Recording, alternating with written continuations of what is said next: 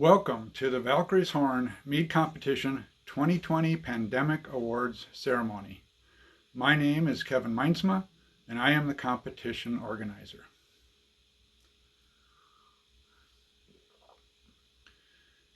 First and foremost, a huge thanks to all of the volunteers and team members that made this competition possible. We did something new for the first time, and their effort made it possible for us to be successful. We are truly grateful to Broken Clock Brewing Cooperative for the support they provided. They were a major help, receiving entries and storing them in cold space for weeks as the entries arrived. Thank you to the staff for your assistance. Ken Schramm of Shramm's Meads provided service to the competition above and beyond expectations. We have a deep appreciation for all he did on our behalf. Thank you, Ken. Each entrant that placed within a category will receive a medallion and lanyard to represent your success in this competition. In addition, the top 5 best of show entries will each receive a bottle of Lutowka cherry, courtesy of Shramm's Meads. In addition to that, our best of show winner will also receive a bottle of Valentine from Shramm's Meads. And finally, the best of show winner will receive a custom engraved horn with the entrant's name, Valkyries Horn Mead Competition, and the year on the horn, similar to this one. We did not solicit for prizes this year. With the enormous impact felt by small meaderies and supply businesses due to the pandemic, we opted to support them by including their commercial information on our website and communications in the hope that you will support them in the same way they have supported the community over the years. You can find sponsor information on our website and as links in our emails.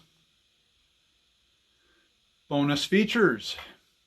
Before we get to the awards, I personally transported all of the Best of Show meads to Ferndale, Michigan. This was done to ensure they didn't get lost, delayed, or overheated en route.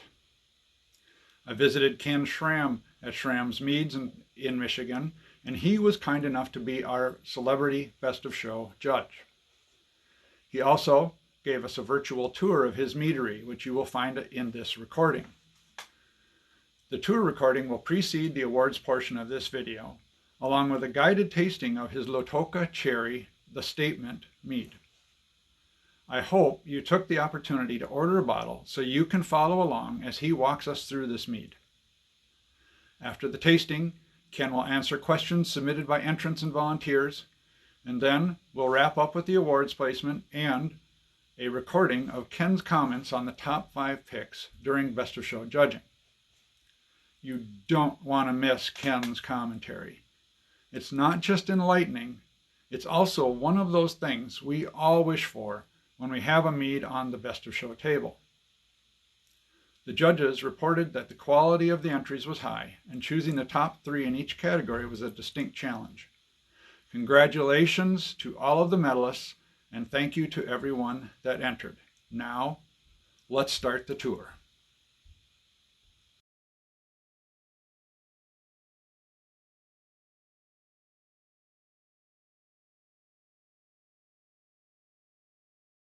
And we are now at the meadery.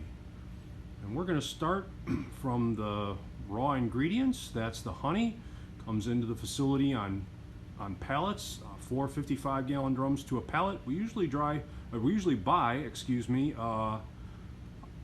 between a half a truckload and a truckload at a time. Full truckload is 64 drums, 16 pallets. You can see those are bee blankets. Those are used to heat up the honey to about 102 degrees, 104 degrees, to get it so that it can run through the honey pump. Get a few things in 5-gallon buckets, but for the most part we buy in drums. We buy from a beekeeper in California, carries honey, and he's been terrific for us. And now we're walking out of shipping and receiving into the production facility. this is it. This is where it comes from. The process boils down to mixing together the honey and water in a cart. The cart is called a pump over cart. That's it right there. Pump over cart holds about 100 gallons. The honey comes in through that fitting that you see right above the handle there. We attach a hose to that, it pumps in. There's a little right angle hose fixture that gets attached to that. The port that you see on the bottom allows the mixture to be circulated through a pump. I'll show you one of those as we go along. But we recirculate the honey and the water together until they're thoroughly mixed. We use bottled water. We use water that we get from our friends at AbsoPure. Some packaging materials here, mixing supplies. Here's that right angle, where are you? Here's the right angle fixture I was telling you about. And anyways, the honey then goes through with the water through the pump over cart and gets recirculated until it is thoroughly mixed, and then gets pumped into one of these primary tanks. The primary tanks range in size from the smallest ones, which I'll show you are over here. This is one of the medium-sized ones. It's a 2,000 liter Latina. This is our largest tank. We call it Babe. It's 3,700 liters. So the fruit goes in there. Like let's take that Lutowka statement. The fruit comes into the meadery as frozen fruit and goes right into the tank before it reaches 40 degrees. And if there's any chance of spoilage, we go ahead and mix the honey and the water together, and we pump the honey water mixture into the tank, and that's what makes the initial must. This was our initial set of tanks. These are what are called the small batch tanks. They have magnificent thick jackets on them, and they are used to make the smallest batches we make. The two of them combined make maybe about 900 liters worth of liquid. So, the liquid gets pumped out of the pump over cart, pumped into the tank with the fruit, and the fermentation takes about 28 days. We actually use this pump over cart repeatedly during the process. As soon as we get done emptying out the water and the honey into the tank, we go ahead and re-sanitize this tank and use it to make our rehydration mix for the yeast. So when we're doing 1,500, 2,000 grams of yeast, we use water for our rehydration in the bottom of this tank, and then we can run the liquid out of one of these ports at the bottom of the tank back in through the port on the bottom of the pump over cart, and we can use that to attemperate. So if this mixture of honey and water and now thawed fruit comes in at, let's say it comes in at 58 degrees, and that means we need to do 5 or 6 attemperations to get the yeast from its 104 degree starter attemperation to the 60 whatever it would be degrees to get it to be able to go into the must without shocking it. You can see there is a false bottom here, and what this is actually, it is a separate piece of metal that has a grate, and this is how we get the fruit out of the mead. The mead then comes after fermentation is completed, it gets pumped back out of from underneath. The top third of the tank will be fruit, and the liquid will be below that. We pump out from underneath there. We pump once again through that port on the back of the tank, and then the mead runs. We use the same kind of bags you do in home brewing to separate out, for example, dry hops or fruit from your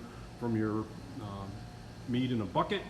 We'll put one of those bags over the end of the hose, and then pump the mead through there, and then it will be pumped out of this bottom port and pumped into the secondary tanks. We have many secondary tanks. We have 2,000 liter tanks. This is a 3,100 liter tank. So if we do a fermentation in the 3,700 liter babe, back up a little bit so you can see the whole thing. One of these tanks with 3,700 liters in primary will fill one of these 3,100 liter tanks in secondary. So we have a 31 for secondary, another 31 that we use for secondary or tertiary. Many tanks. And depending on if we start one of the fermentations in the 2,000 liter tanks, we have these 1,500 liter tanks which will handle the amount of fruit, or pardon me, the amount of mead less the fruit in secondary. More secondary tanks. There is one more primary along the way here. That's another 3,100. This is the other 2,000 liter primary tank. That is our steam generator, which we use to sanitize the line. You'll see the line later. And where did I see it? Here's one of our pumps. We have a couple of them. This is the variable speed pump, and that's what allows us to pump the mead out of the, from tank to tank, and also it's a variable speed pump, so it's one that we can use to control the flow of mead as it goes into the bottling line. Real quick look at one of the glycol systems. This is one of our small glycol systems. We use individual glycol chillers for each tank. That's another 2,000 liter primary. Right now it's empty. We're waiting to make another batch in there. The glycol chillers will take the fermentation down to 60 to 62 degrees Fahrenheit, which is where we operate for the most part. So out of primary into secondary. Secondary tanks are all passive. They simply hang on to the mead while it clears. Each secondary tank has a racking arm. That's that unit right there. It's what allows you to position the exit port of the mead at a spot that is in the mead where it's clear. I'll show you one of those as we go along. I'll actually show you the arm outside of the tank. So goes into secondary, stays in secondary for a couple of months until it starts to clear, and it gets transferred to tertiary. And the tertiary tanks then hold the mead until it is completely clear and it's ready to be bottled.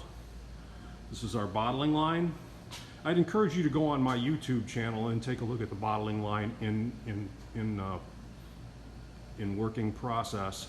But the bottling line, liquid comes in here at the base, actually right there, and gets pumped up into the bowl. The bottles get loaded manually for now onto this tray, and they pass through here. They get inert gas, in our case nitrogen. At that spot, the air gets sucked out and it gets replaced with nitrogen. The bottles get filled on the carousel. The bottle then gets corked on the corker, and then works its way down through getting a capsule applied here, and then having the label applied here. Gets dumped onto the dump tray, and from there it gets hand packaged into the crates. We are going to be adding a bottle rinser shortly. Right now we're rinsing all of our bottles manually. That's a pain in the butt, and that's got to stop. It's a slowdown, and essentially everything that happens in the meadery gets evaluated in terms of where the pinch point is. Excuse me. What is the activity that is occurring at the slowest rate, and that's your pinch point, and that's what you need to work to either automate or assist with some equipment to speed up. This area back over here is where all of our pilot batches and truly small batch stuff occurs.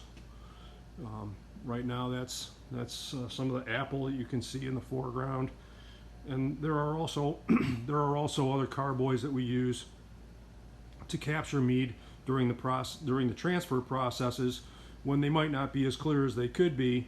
They aren't clear enough for us to move them to the next part of the process. So we will stick them into a carboy and let them clear in the carboy, and then they can be either bottled or transferred to kegs from the carboys. Not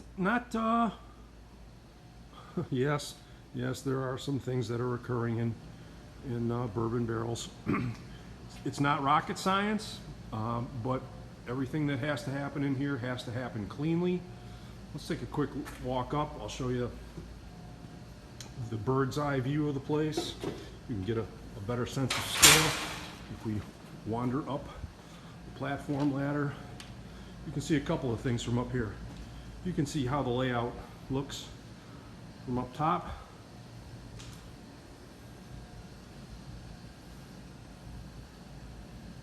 In all, I think there are almost 30 tanks in the meadery right now. There's a few more small ones over there in the corner. And you can also see these are the variable capacity lids. And the great thing about a variable capacity lid is it allows you to put a specific amount of liquid into a tank that doesn't necessarily fill it, and yet ensure that you get rid of any airspace and essentially what we call floating the lid. Not just us. If you float the lid, then you can eliminate any chance of oxidation occurring while the meat is in prolonged storage.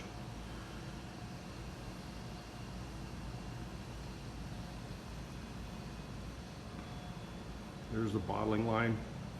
We like to keep a piece of plastic over the top of the line so that there's not air getting in there and not dust falling on pieces of equipment in there.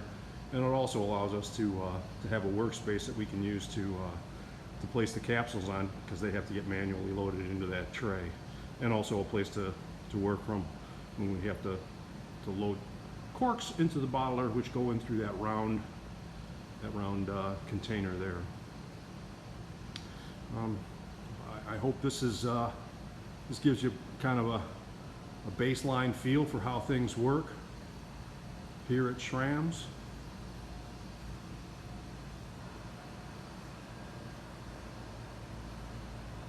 We'd love to have you come by and actually see the place in person once the COVID crisis is done. We will work to have a tour process for visitors, but for right now, it's quiet, it's safe, and it's sanitary.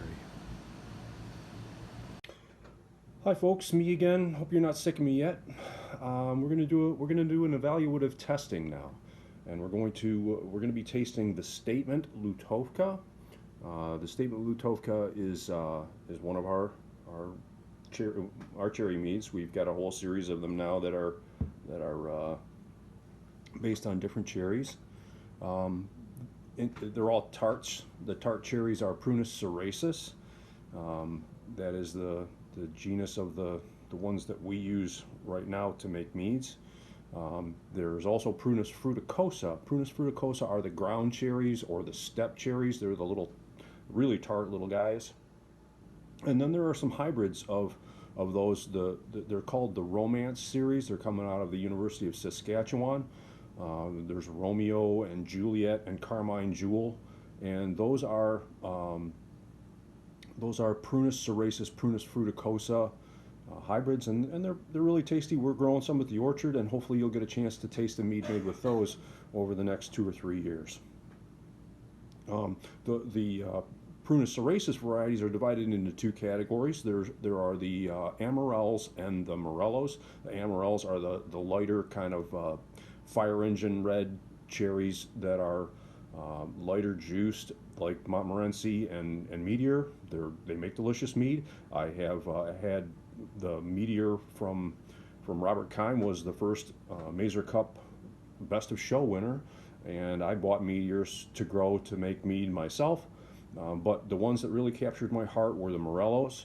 There are about 4 or 5 varieties that are common right now. The English Morello is really really popular in Europe. There's also the Balaton, Charbakes, which I love deeply. North Star is a great variety, especially for you cats up in Minnesota, because they are very cold tolerant and they will produce regularly even after very brisk winters. And then Lutowka is actually it is the single largest produced cultivar in the world. It is produced extensively in Hungary and Poland and in Turkey. The cherries that we use for this mead are from Poland, and they represent most of the stone fruit production in Poland. The tart cherries are probably about 2/3 of the all stone fruit production. They grow some peaches and some other things there too, but stone fruits are about 10% of all fruit production in Poland. So they're heavily grown there, and in fact, I mean, Poland is a whopping fruit producing country. The actual cherries themselves are really floral and kind of blossomy in their character, and so they pair really well with the orange blossom honey that we use. We use orange blossom honey from Carey's Honey in California, and it's a really nice complementary mix.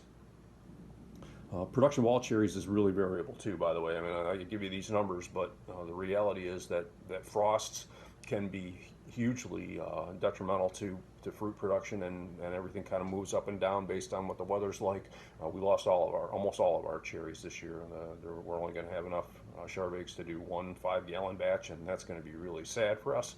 But the reality of fruit growing is that you roll the dice rather, you pays your money and you take your chances. And we came up losers this year.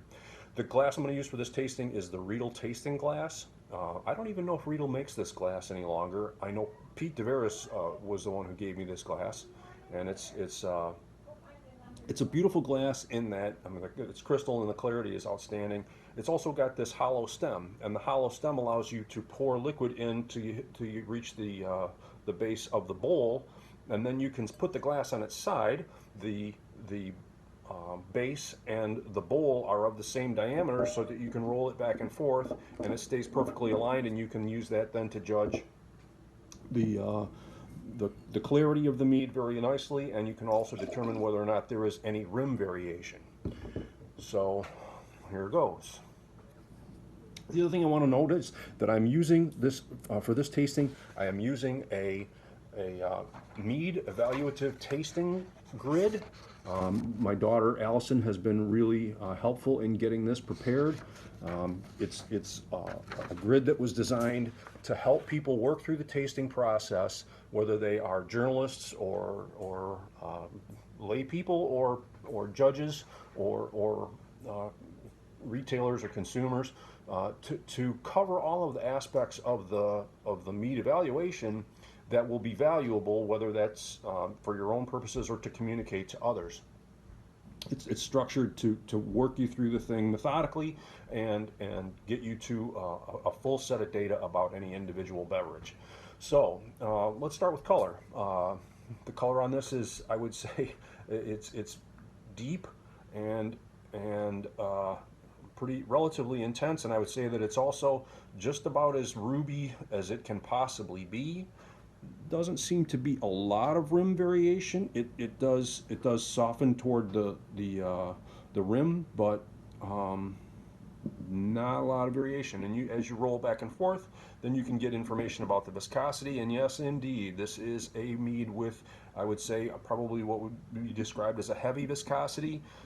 It's probably, in the wine world, would be considered very heavy. In the mead world, where there are beverages like Black Agnes out there, or some of the stuff that's being done by like Billy Belts, this might be considered medium to heavy, but it is certainly got the legs going, and you can see that there's quite a bit of body to this mead. No carbonation whatsoever. Let's move on to aromas. This mead is clean. I don't get any evidence of TCA. I don't get any evidence of oxidation. I don't get any evidence of volatile acidity or vinegary note. Maturity, I would say that this is youthful to developing. I would certainly say that this mead does not have any tertiary characteristics yet at all. This is what I would call primary. The intensity, I would say, is powerful. I don't have to get the nose. I don't have to get the glass very close to my nose to get a firm impression of this. In terms of which fruits I get, I definitely get stone fruits here. I get a little bit of black, I don't know, like the blackberry berry notes. I also get plenty of dark Japanese plum, like a purple heart or an elephant heart. I get maybe a little bit of black cherry, or pardon me, maybe a little bit of black currant, excuse me. I don't get a lot of non-fruit character that is not honey, but the honey is very apparent.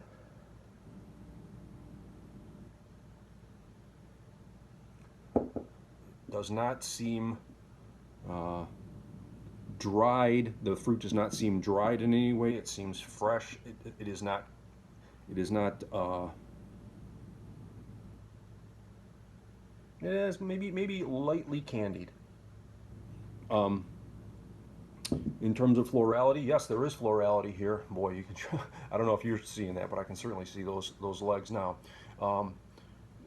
I would say that there is light earthiness. There is a little bit of woodiness, but the woodiness would seem to be coming from the fruit. It does not have the characteristics that I would associate with the use of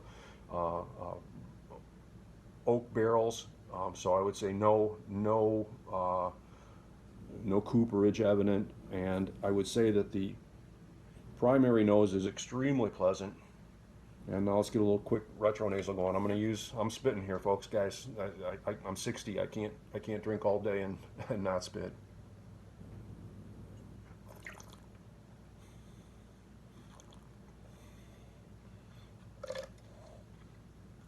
Now the retronasal has lots of that plum character,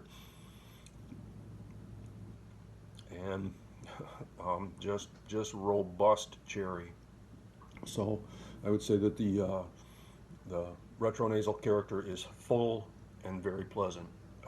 Alcohol, I'm going to say that this is probably medium plus. I mean, I know what the alcohol in this is, but my own personal perception of this is that it's probably going to be about 12%, but below 15 or 16. I would say that the acidity is pronounced. It seems to be citric. It seems to be medium plus. I mean, certainly much higher than you would ever experience in a wine, but not in any way offensive. The balance is really nice. There is tannin evident. I think that this is a tannic fruit. It does not seem to be oak tannin, but there is probably medium tannin, medium to low tannin. I don't get bitterness per se. There's obviously no hops used in this mead, but I don't get astringency in any fashion. The sweetness, I would say, is medium to medium plus. It's countered by the acidity pretty substantially. This is a mead that plays with the volume knobs turned up in terms of both the sweetness and the acidity. I wouldn't say that it is overly alcoholic. I wouldn't say that there's evidence of fusels here. So I wouldn't say that the fermentation was that the presentation is hot or that the fermentation was in any way flawed. Lots of complexity. There's all kinds of different stone and berry fruits going on in here, and it would take me a lot longer. This thing would turn into a half an hour if I sat here and tried to parse out all the individual aromatics that are here. But on the aroma and in the flavor, I would say that it's the complexity is at least medium plus. I would say that the finish is long to extremely long. Quality, I'm going to say that this is in the high to premium category. obviously it's a fruited mead. That's not a that degree of analysis is not in question. Age, I would say that this mead is probably 1 to 3 years old, and that I think it has, in terms of its anticipated maturity, at least 6 to 8 years that it can potentially go before it's going to begin to deteriorate in any fashion. I would pair this mead. I would pair this mead with meats with some fat. I would say that pork would be spectacular. Pork roasts or pulled pork would be terrific with this mead. I'd also say that spiced meats that are also a little bit fatty, like barbecue brisket, would be terrific with this. Or full-bodied cheeses with some age, like 5 to 10-year-old cheddars, or big blued cheeses would be great. Aged Goudas would be good, maybe not as good as the cheddar.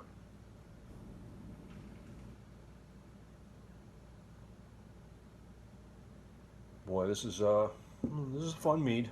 I'm pleased to be involved in its production. I hope you enjoy it.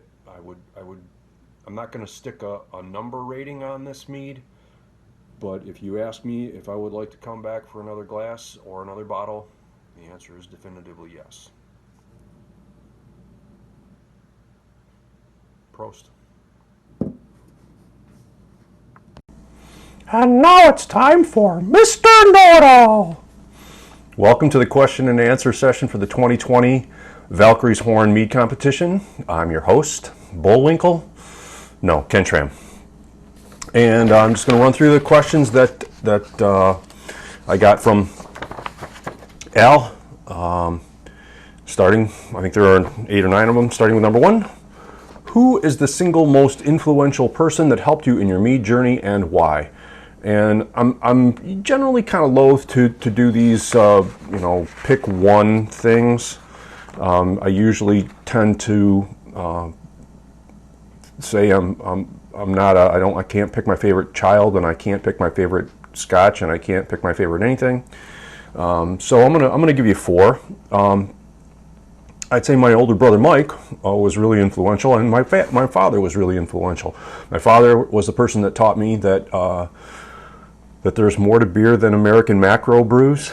That was really important. I think everybody that's in their 50s, 60s, 70s, 80s, 90s that's actually a brewer had a point at which they realized that there's got to be better beer than that, and so my father helped me realize that, and my brother gave me my first home brewing kit. So those were both really influential things. And then Charlie Papazian, because the book The Complete Joy of Home Brewing was the thing that got me into making mead, with the appendix at the back. Then other influential people were Bill Pfeiffer, who I met because he was one of the first 5 BJCP national judges, and he lived a few miles from me, so I called him up and he helped me out a lot. Bill was hugely influential, and he passed away in May of 2000, and it's been a sad journey ever since without him, because I wish he was here to see what's happened since. And then Dan McConnell. Dan McConnell was hugely influential in helping me to be a better brewer, helping me with my knowledge of fermentation science. Dan's just a phenomenal scientist, and is also a magnificent person. If you could only pick one fruit to use in your mead for the rest of your life, what would it be? Charbake cherries. That's the one thing I will say, sure, I'll pick one, and that's that. Question number 3 was, I presume you make pilot batches prior to committing to a commercial product. In a new product, what qualities do you consider before pulling the trigger? Well, I would say that aromatic appeal is really important, because that is the first impression that people get of a mead. If it doesn't have a strong aromatic appeal, it's going to be hard to get a final appeal for the product, a demand for the product, because People won't get past that first impression. Overall appeal, I think, is really important. That's that sort of sense of, do I want to keep coming back for another sip? Do I want to keep coming back for another glass? That's really critical.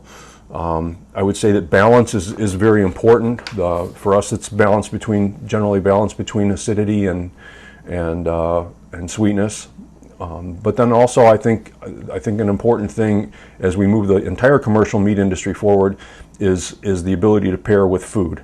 Because if a mead does not have a lot of flexibility and a potential for food pairings, it's going to be difficult to work it into people's lives. There's something to be said for meads that are tasted in mead tastings, but I think in the long run, over the next 20, 50, 100 years, we're going to have to be able to confirm that meads slide into your life and they have a spot, and that's going to be that ability to pair with food is going to be critical to our success. Have you ever achieved your goal of a mead made with 100% fruit and no water, sizer excluded? How many pounds of fruit per gallon? Which fruit, and was it commercially viable? Well, yeah. I've done a number of them. Probably the easiest. Sure. Sizers are the natural thing to think about, but by the same token, piments are made through the same process, juicing white grapes and using the juice. So I've done Riesling and I've done Gruner Veltliner, and I like both of those quite a bit. We're working on a Gewürztraminer, and we're growing Gewürztraminer. So yes, that's the next logical approach. But I've also juiced cherries and done meads both with cherries that I've juiced and cherry juice that I've purchased, and that was delicious, and certainly had potential. Although I was not able to do, I did juice from the North Stars, and I did juice from purchased juice from Montmorency's. Those were delicious and certainly commercially viable, but right now the recipe for the statement, I think, was better than both of those. One of the members of our staff, Dave Anderson, is working right now with juicing berries, and he has done a fruit-only mead with blueberries, and he's done one with raspberries. The one with raspberries, we tasted and thought that it would probably be really attractive to do something a little more tinkered with, shall we say. It's really profound, and the amount of fruit character is almost overwhelming. So we're going to do a little playing with that. But yes, we have, and I believe they have commercial viability. They're really expensive to make because the fruit is just, it's costly, and either way, if you're growing it yourself or if you're buying it, it's an expensive proposition. What are your 10 commandments of mead for the home mead maker? Well, here they are. The 10 commandments of mead. 1. Thou shalt always use effective sanitation in making your mead. 2. Thou shalt ensure a healthy fermentation. This one is, of course, broad and vague because it's second, and as such, we need people to argue about it viscerally later. 3. Thou shalt support thy beekeepers. 4. Thou shalt use quality ingredients. 5. Thou shalt never engage in practices which endanger your bees or the bees of your neighbor. 6. Thou shalt bottle thy mead when it is ready, not before and neither after. 7. Thou shalt use a closure which is intended to last as long as your mead is intended to last. 8. Thou shalt never mischaracterize your mead and its ingredients to others. 9. Thou shalt limit headspace and avoid oxidation. 10. Thou shalt not store thy mead in excessive heat or direct sunlight or on top of your home entertainment center. or ship it across the country by truck in the dead of summer. 11. Thou shalt not call a bad mead good, lest thy brethren come to believe all mead bad. And 12. Thou shalt learn to count better. What's the most common flaw you find in meads? This is question number 6. What's the most common flaw you find in meads, commercial or homemade? And it's going to sound weird, but I think that would be insecurity. And when I say insecurity, what I mean is I believe that you can make great mead by using one or two really high quality ingredients and then creating an expression, which is the really common jargony term these days, of those ingredients and having that be done to the absolute height of quality that you can attain. Most of our meads are exactly that. They're made with boysenberries or loganberries or raspberries or Lutowka cherries and honey, and that's it. And the reason that I believe that that's not only possible but very desirable is that it's been going on in the world of beer and wine for centuries. Burgundy makes red wines from Pinot Noir grapes, and it is thoroughly possible to make a wonderfully delicious, complex, beguiling beverage with just one ingredient. That's the challenge, and to some extent, I think that there has been a limitation on quality that has occurred as a result of a lack of limitations on ingredients.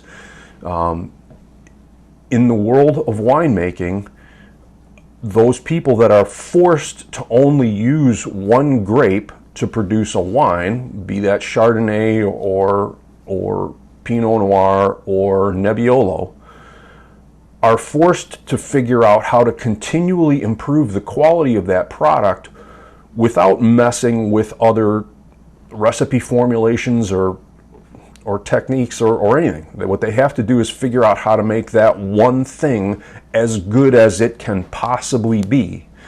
That discipline, that limitation on those individuals has led them to create Barolos and Barbarescos and Brunello di Montalcino and Burgundy and lots of other ingredients, or lots of other products, lots of other wines that are truly epic. And the winemaking world has agreed with that. By the same token, the Germans did the same thing with the Reinheitsgebot and said, you can only do these things. And there's a pretty profound consensus that the Germans are some of the best brewers in the world, and the reason for that is they've forced themselves to stick within a set of rules and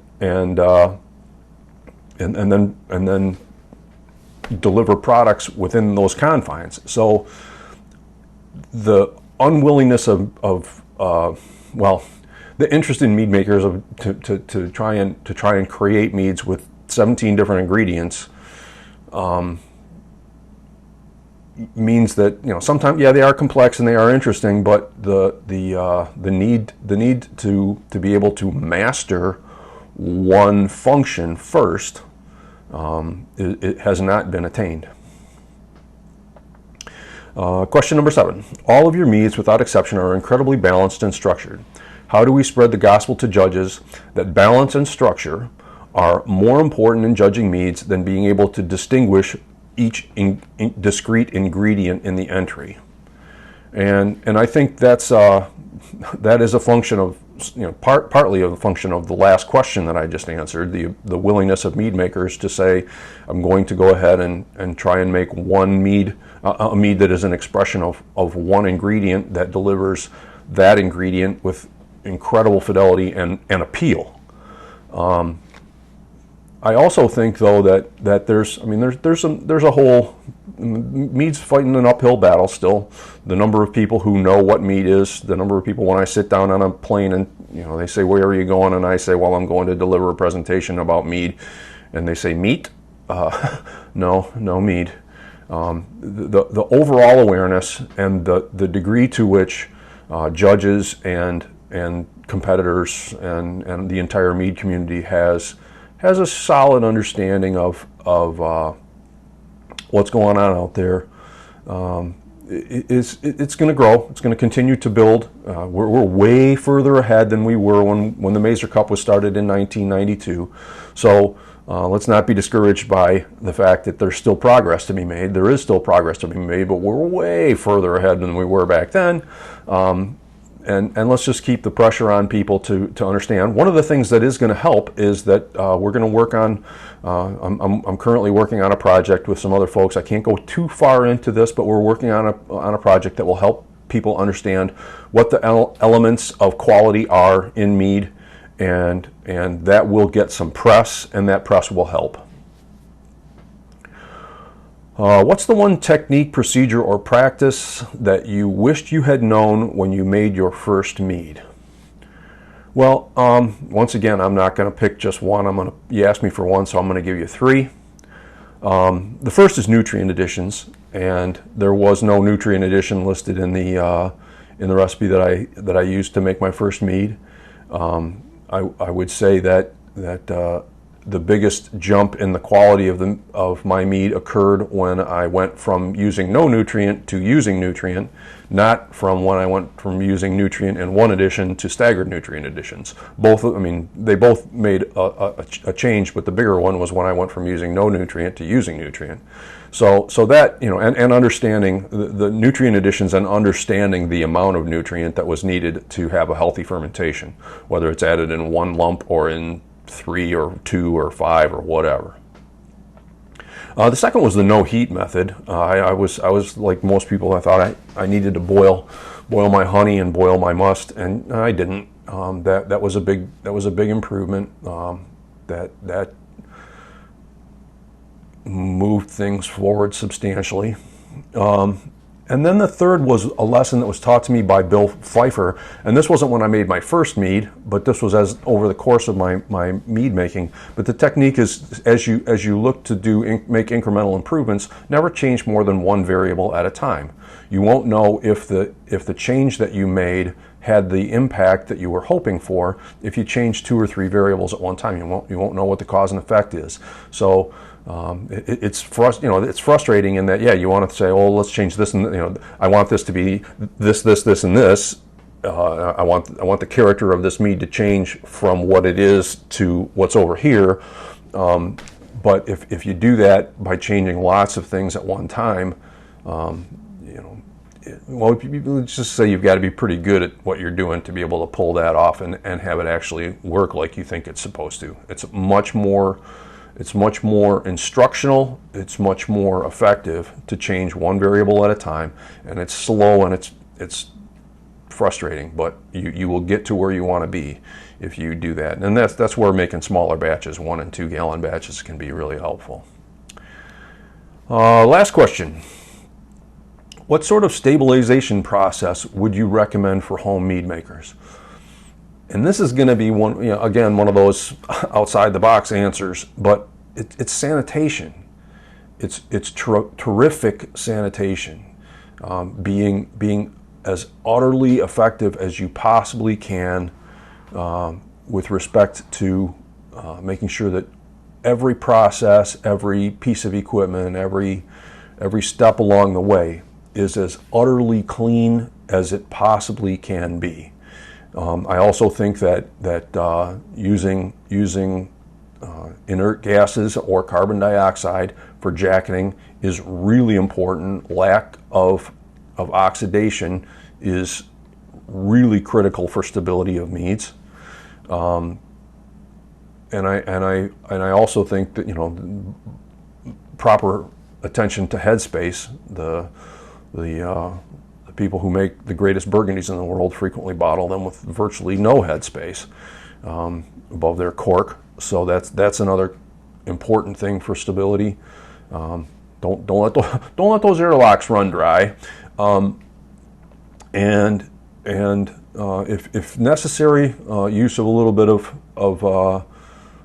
sulfite. But I'm pretty confident that you can make meads, especially meads that have low pH, high titratable acidity.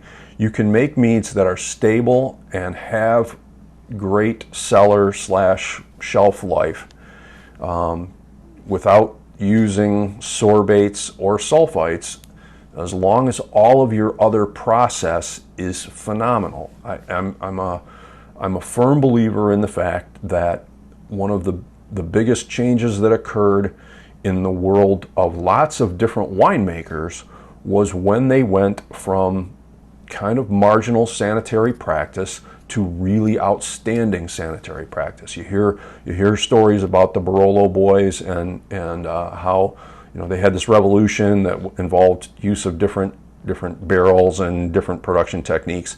But the thing that doesn't get talked about enough is that in virtually every region of the world where they make truly spectacular wines, there has been over the last 150 years or so, a big shift from laissez-faire approaches to sanitation to really strident application of clean technique. And that doesn't get talked about enough, but that is one of the key elements, if not the key element, to the change in product quality that occurred for the people that make Bordeaux and Burgundy and Brunello and Barolo and Barbaresco. That's the big thing. So really outstanding sanitation. I would welcome other questions as time permits, and maybe we'll do a little more of this live, either as part of this competition or as part of another activity with Al. But thanks for your attention, and I hope this was valuable for you.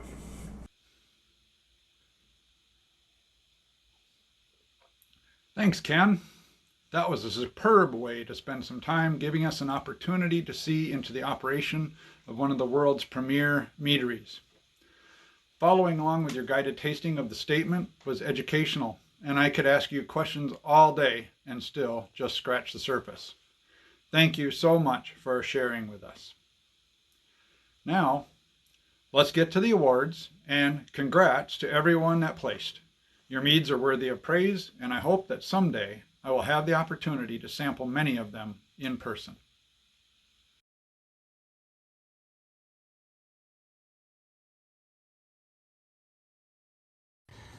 Hello, I'm Josh Mahoney, and I'm on the Valkyries Horn Planning Committee, and it's my pleasure to read the first group of winners. It's in the dry traditional category.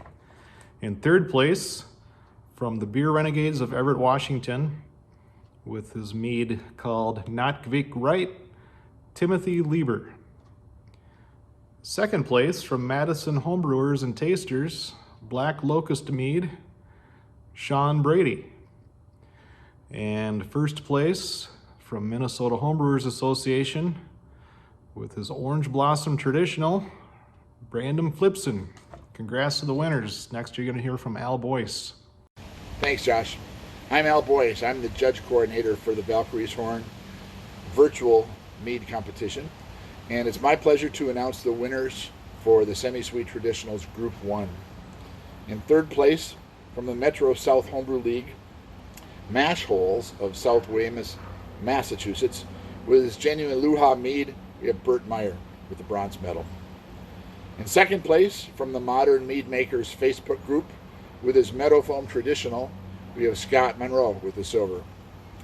And finally, in first place, gold medal for his Coffee Blossom Mead goes to Steve Paddock. Congratulations, Steve, for your gold medal, and to all the winners. And now I'd like to pass off to Dave. Thanks, Al. I'm Dave Royer, the Tech and Database Coordinator for Valkyries Horn Virtual Mead Competition. It's my pleasure to announce the winners for the Semi-Sweet Traditional Awards Group 2. Coming in third place, taking a bronze medal from the Minnesota Homebrewers Association with a raspberry blossom mead, is Pat McNeely with co-brewer Hank McNeely. In second place, taking home a silver medal from Chop and Brew with an orange blossom mead, is Paul Fowler. In first place, taking home a gold medal from the American Mead Makers Association with a traditional white clover mead, is Ray Seitz. Congratulations, Ray, on your first place medal, and congratulations to all the winners. Now I'm going to pass off to Josh. Thanks, Dave. Josh Mahoney again, and I'm going to read from the Sweet Traditional category list of winners. This one is an honorable mention. From the Annapolis Homebrew Club, the mead name is Bucks in the Wildflower Patch. Daniel Cowan. Third place from Diablo Order Zymergy Enthusiasts, Does, we all know them, with the Buckwheat Troniac, Christoph Pliga. Second place from the Minnesota Homebrewers Association, with the Quince Blossom Mead, we have Matt Whitey. And first place from Minnesota Homebrewers Association, with Idaho Snowberry, also Matt Whitey. Congrats to the winners.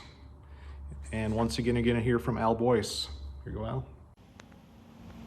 Thanks, Josh. Now it's my pleasure to announce the winners for the Sizer category. We're starting off with an honorable mention for this category. With this Apple Dwozniak is Christoph Pliska. Congratulations for your HM. In third place, with his Colorado Sizer, we have Steve Paddock. Congratulations on your bronze, Steve. In second place, co-brewers with their Apple Supreme from the St. Paul Homebrewers Club, Amanda Nish and Guillermo Marx. Congratulations on your silver. And finally, from the Arizona Society of Homebrewers, in first place with his Sizer 2A, we have Alan Martin. Congratulations on your gold, Alan. And now, here's Kevin. Thanks, Al. The Sizer category will always be one that's close to my heart. I am gratified to announce the winners of the Pyment category. Please save a bottle to share when circumstances permit us to enjoy these together in person. We have an honorable mention for Christopher Pruitt and co-brewer Karen Pruitt for their Sangiovese Hydron Pyment. Did you actually have a goat that produced this mead? Nicely done.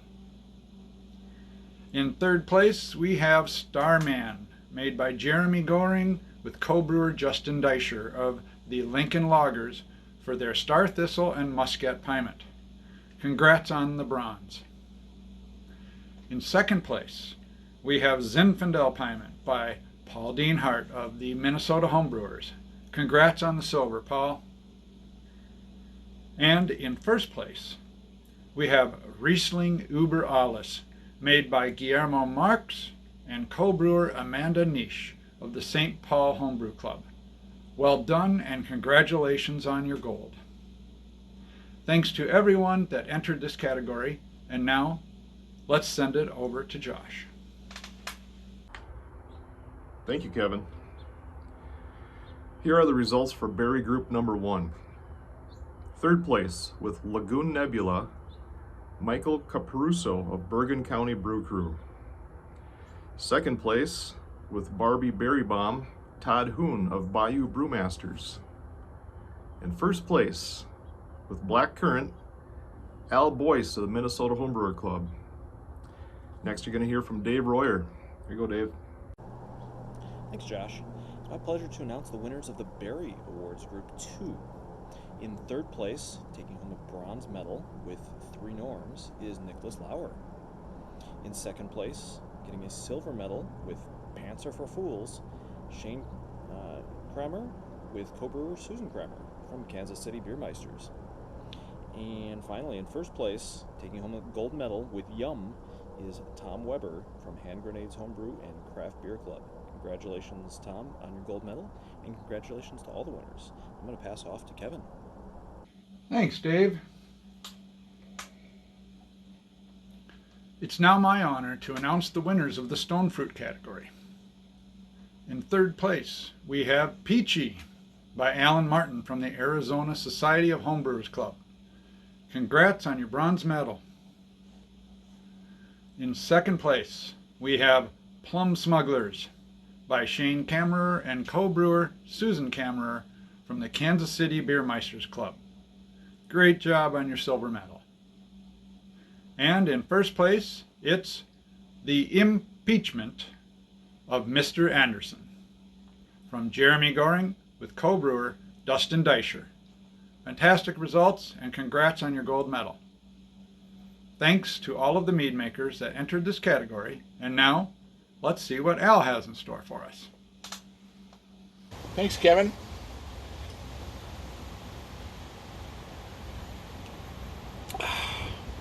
Now it's my pleasure to announce the winners for Melomels. Starting with third place is TCRRBC is Scott Monroe from the Modern Mead Makers Facebook group. From the St. Paul Homebrewers Club, in second place is Steve Fletty with All the Passions. And in first place, the gold medal goes for Family Harvest goes to Eric Helgestad. Congratulations, Eric, and to all the winners. And now, here's Kevin. Thanks, Al.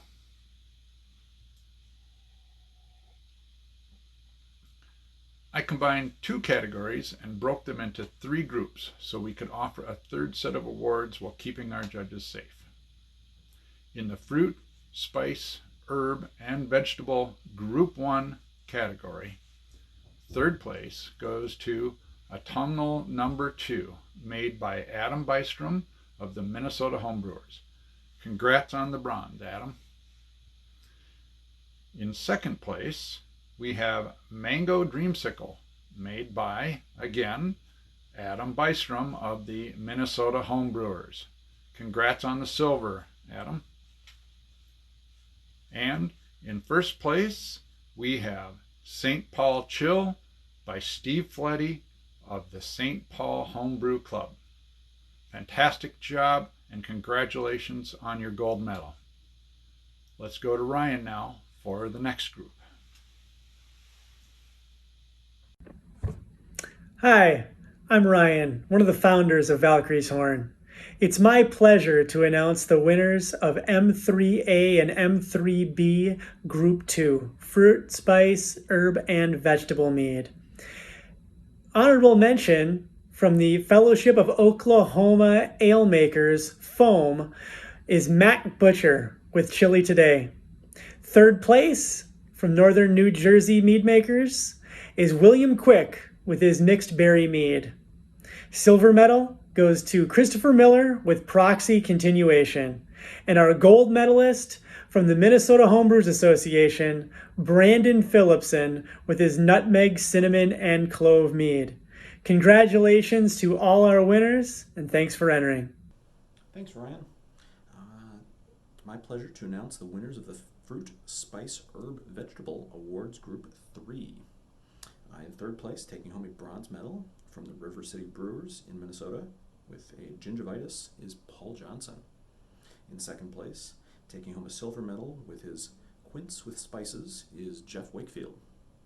In first place, taking home a gold medal from the St. Paul Homebrewers Club with his Kinky Cuke, is Steve Fletty.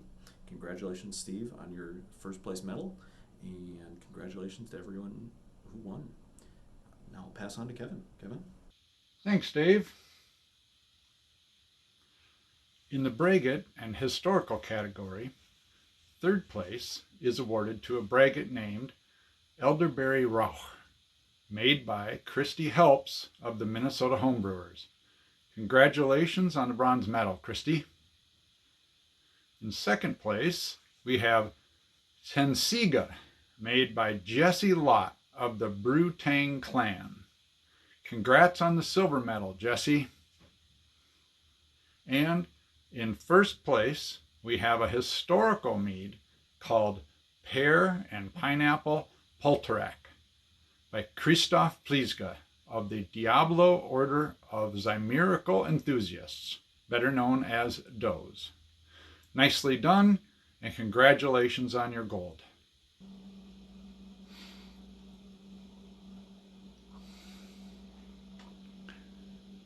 Now, I am pleased to announce the winners in the specialty category. We have an honorable mention in this hotly contested category for Garmer, made by Christopher Pruitt with co-brewer Karen Pruitt. Congratulations, team. In third place, we have Adolabitke Supere Altere, made by Nathan Stiegman of the Minnesota Homebrewers Club. Congrats on the bronze medal, Nathan. In second place, we have Maple Fields, made by Josh Owen of the St. Louis Brewers Club. Congrats on the silver medal, Josh. And in first place, we have Trio Porto by Steve Fletty with co-brewers BJ Hahn and Kurt Stock of the St. Paul Homebrewers Club. Congratulations on the gold medal, gentlemen. And now, let's go back to Josh Mahoney for our final category. And finally, we have our Bochet category, which is our special category this year. In third place, no homebrew club listed on this one. Name of this mead was Sizer Bochet, Alan Judkins.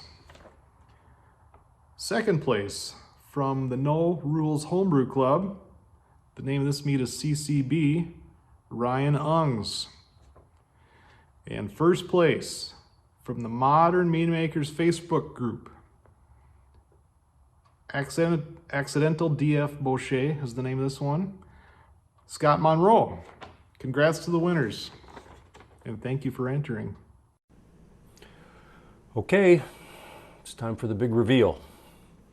It is Sunday. I have spent a couple of hours working through these meads now, and I am going to reveal the top 5. I do want to say that as I got down to the end of this round, I ended up with 9 meads that I thought were in pretty good shape and would probably have been all eligible for some sort of a prize. The ones I'll give an honorable mention to was entry number 000125, which was Lime Ginger Mint Mesquite Blossom, a sparkling sweet standard. That was delicious. I also found entry number 000021, a Coffee Blossom honey still semi-sweet standard, to be really, really delightful. I enjoyed Specialty Experimental with barrel-aged white port Muscat grapes, orange blossom honey, which was fortified. All of those were very enjoyable meads that I would be delighted to spend an evening around a fire with, just cuddling up and nurturing for the course of an evening. I'm not going to go too far into the whole detailed analysis of each of these meads. I'm not going to give you scores on them. I'm just going to run through 5, 4, 3, 2, and 1, and talk about what I loved in each of these meads. I will run through some of the material from that mead score sheet that Allison has done, the MQSI evaluative tasting grid. But I'm not going to do all of it because I don't need to tell you what color these meads are. That's not going to affect your impression of them at all. But I will say that all of these meads were clean of flaws. In fact, everything in the top round was clean of flaws. There might have been issues with minor issues with balance in some of them, but these are delicious meads. And I'm not going to go into the color, intensity, clarity, viscosity, carbonation. I will tell you which ones were sparkling and which ones were not, but they were all beautifully presented. The fill levels were fine. I might have increased the fill level on one of these that was corked, and I'll comment about that later. And I would also say that the aromatic presentation for all of these was just really clean. Number five was from table 11, a braggot and historical mead, a Polish historical mead, a Poltorak made with pear and pineapple juice, 60-40 ratio, no water added, wildflower and eastern buckwheat honey was used. It does have that classic buckwheat presentation that can seem deceptively oxidized when it is initially, when you initially nose this mead, but it is not on the palate a traditionally or a conventionally oxidized or materized product. It's clean and it's absent that flaw. It's described as a sweet sack mead. I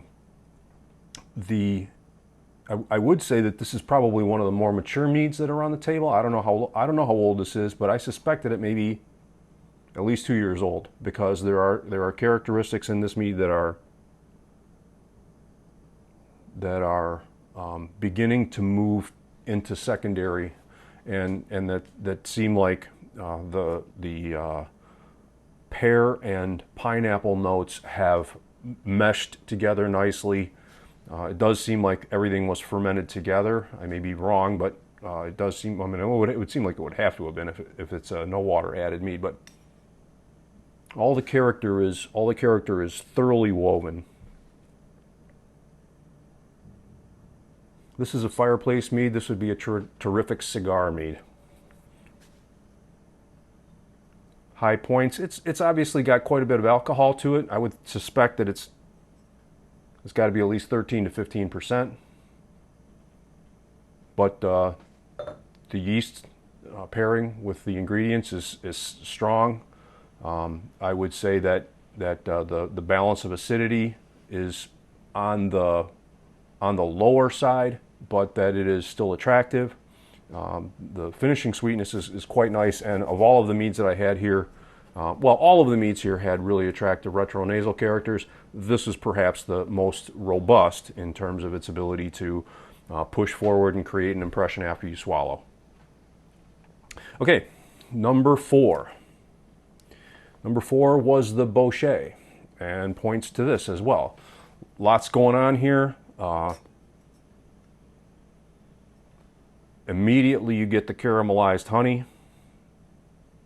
and in fact the two first characters I got of this, and I poured it, I smelled it, I tasted it before I looked down to see what was in there, and the two things that I got before I even knew that they were there were the caramelization of the honey and the dates. The dates are really apparent here. Clean. I don't get as much tart cherry or blueberry as I thought I might, but there's a depth and a breadth of fruity complexity here that's really attractive.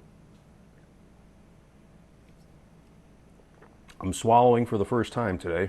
I did a lot of this with I swallowed just a tiny little bit at the back of the throat to allow myself to get the retronasals, but once again, really appealing. You are getting strong acidity from the fruits, the cherries and the blueberry skins. It's just a delightfully composed mead, and really well executed. I would be happy to have made this. Strong aromatics. If there was one thing among the meads that I mentioned earlier, the Sizer and the others that didn't move on, one of the things that I look for in a best of show round is what I refer to as table length. How well is this mead going to perform over the course of a meal? How is it going to mature over the course of an evening? I poured everything and left everything in front of me for the entire duration of the best of show judging. Went back and tasted everything multiple times so that I get a clean impression of what it's like immediately as it's poured, and then what it's like 15 or 20 minutes later, and then as much as an hour later. And that's going to be important, because if you are going to pour these for your friends and share them over a meal, they're going to have to be able to withstand some time on the table. All of these meads did nicely. The ones that were in contention and might have kind of drifted down in the order might not have had as much staying power on the table. these are all dynamite. The third mead that I had in the list was the Melomel. And the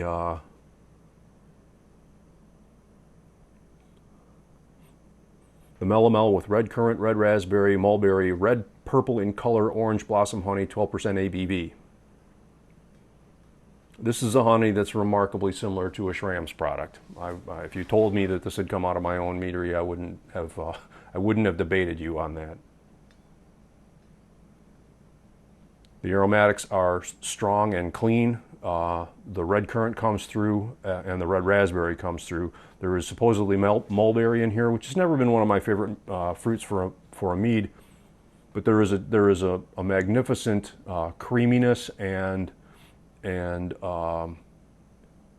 sort of compote-like confected nature to the aromatics here that I find delightfully attractive.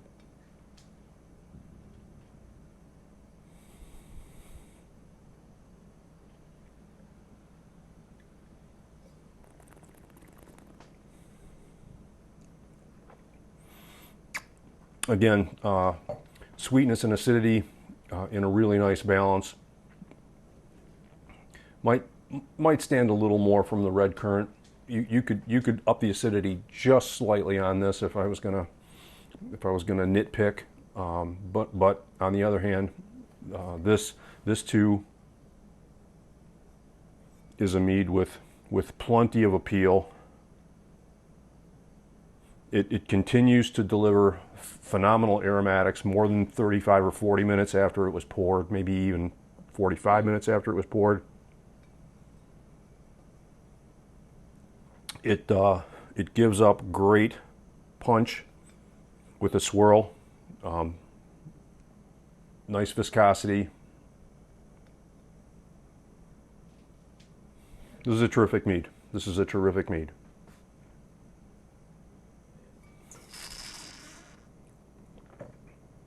By the way, everything was judged today in the Riedel Venom Bordeaux glass. I like this glass, and everybody got an even shot today. I poured 3 to 4 ounces into each of my tasting glasses. Okay. Number 2, we're getting down to it. Number 2 is a stone fruit mead. This came off of table 8. Entry number 00052. This is a petulant mead, medium sweet, hydromel, done with meadow foam, honey, and peaches. And I have to admit, I read that and I was a little bit reticent to jump in and say, yeah, that sounds like a great combination. And if there is one thing about it that I would say kept it from being the number 1 entrant in the best of show round, the blend is terrific. Together they come across a little bit like a cream soda. And I don't know if that's a fault or if that's positive, but for me it was something that pulled back a little bit from the delight of having these two really unique and characterful elements in a mead together. The meadow foam honey is it's probably the darling of the entire mead making set right now in terms of honeys. I'm fond of heather and leatherwood, but this is one of the nicest presentations of that honey that I've had. The peaches are clean. They're strong. There's almost an element of peach skin in here.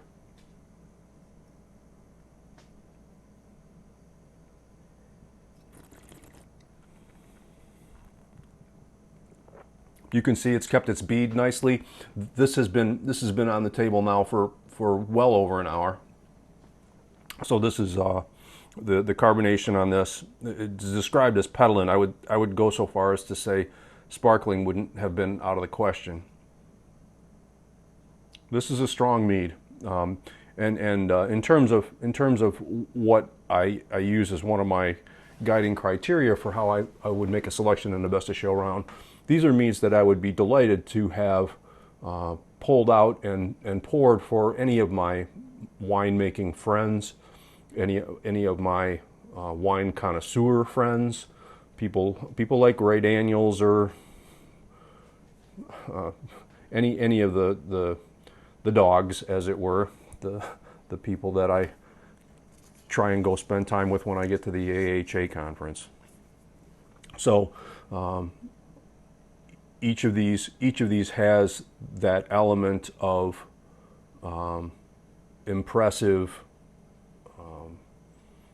delightful presentation that is well worth pursuing. And then the number one, here it is. We're 15 minutes in. Number one is from table 17. It is entry 00218. It is a berry custom style raspberry and blackberry sparkling sweet hydromel. And the thing about this mead that has been captivating me since I first poured it is that its aromatics are really pure and delightful. It has just enough of that, it's got plenty of red raspberry to it, like a Heritage or maybe Caroline raspberry. But it's also got classic blackberry woodiness, some, it's got, interestingly, it's for a hydromel, it's got a little bit of alcohol, and probably that's because the CO2 is pushing that as well as all of the other character. But this mead has been compellingly attractive in its aromatics since it was poured.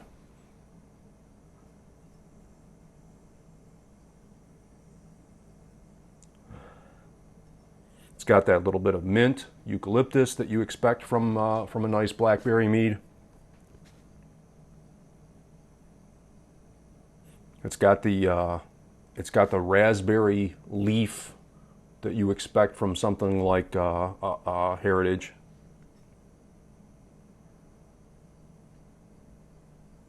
Ever so slightly minty.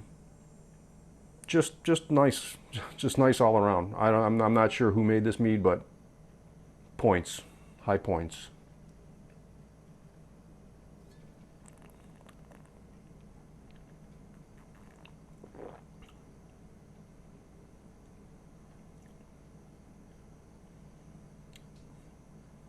Finishes soft with its fruity palate, but just that little bit of acidic push that comes right after the swallow. This is delightful. Well balanced, nicely presented. I don't know who made this mead, but I'm going to find out right now.